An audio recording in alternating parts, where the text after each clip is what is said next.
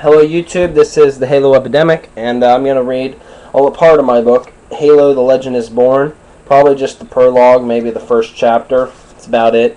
Just to give you a sample of my book. If even one person comments saying they liked it, I will continue this book. Now, this is just a rough copy of the story.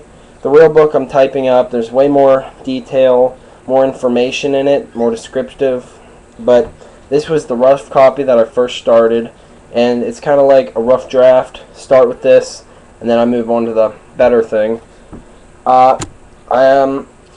It's about the whole thing's only this. It's not long. It's one side paper, and what I'm gonna do is just read a little bit of it. Shouldn't take too long.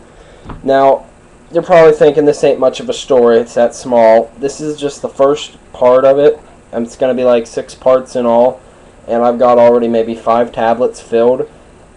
Each side's one-sided, but if you add them all together and you double-side the papers, it's 150 pages in all, and that's not too bad, I don't think, so it's working along pretty good. I'm not even done yet.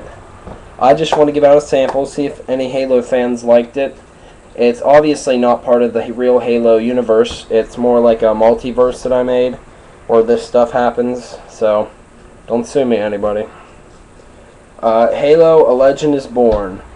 On the 5th of April, 2542, a project never occurred. Test subjects never existed. There were no Spartan 4s. Alpha and Beta Company never had experimental augmentations, or so the public thought. The prologue. Planet Arash, 0500 hours, 2542, June 12th.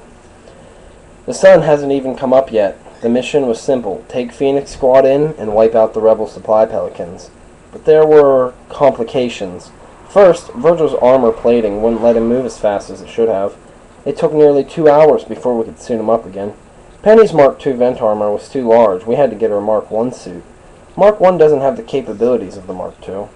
The vent armor isn't as bulky as the Spartan II's Mjolnir armor. Penny, A12, was the stealthiest Spartan 4. Virgil, A23, was the strongest Spartan 4, but his tactics were a bit primitive, and he is kind of a hothead. Austin, A06, wasn't the biggest Spartan or the strongest, but he is the best heavy gunner that I could ask for. Then there was Brandon, A02. We call him Dex, mostly because he's the smartest person we ever met. Then Zachary, A11, the second best sniper I've ever seen, right behind Samantha, A04 from Diamond Squad. Then finally, me. My name is Anthony, A07. I don't remember my last name. No Spartan did. We were all taken at the age of 7, except for Penny and Dex. They were only 6. I could see the sun now. Dex, check the radar. Zachary, see if you can see the commanding officer, I said. I said my orders as if I've been on hundreds of missions before, when the reality was, this was my first. Nothing on radar, Dex said back. No commanding officer found, Zachary whispered. There was a different tone in their voices, a nervous tone, but not of fear or the sound of disrespect, the sound of anticipation. They were all excited. In truth, so was I. Wait, I've got an officer, Zachary whispered over their comm channel. Rank? A sergeant, Zachary replied. That's our main target, Dex said. Okay, Zachary, take him out when I give you the signal. The rest of Phoenix Squad, get into your positions. I looked at my standard M45B assault rifle. Though my augmentations made it feel as light as a feather, it felt like it weighed hundreds of pounds. I was nervous. Me? The squad leader? No, I couldn't have this. I needed to calm down. I could see we were all ready. Now! I shouted as I ran firing my rifle. The sergeant fell with a headshot. Zachary got a kill. Before I knew it, all the rebels were on the ground. Dex, search for any stolen technology, I said. Just look around, it's all stolen, Virgil remarked. Virgil, police the weapons and ammunition from the dead rebels. Virgil put away his assault rifle. They all had one, but Austin never used his. He had a special minigun that could cut through a Scorpion tank. Dex ran out of the building to my right, shouting, He's got a bomb! I turned and leveled my rifle as a rebel officer came out, covered in explosives. Okay, sorry, my reading's not great. I should read this over a few more times, but this is what you get. He bared the sergeant insignia. Dex, I thought. There was only one sergeant here. There is, Dex said. The sergeant smirked at his comment. That was a decoy. Do you really think I could be killed so easily? Well, yeah, I said, trying to buy us some time.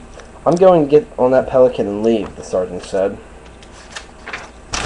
I saw Penny sneak aboard the Pelican, so I said, "Go.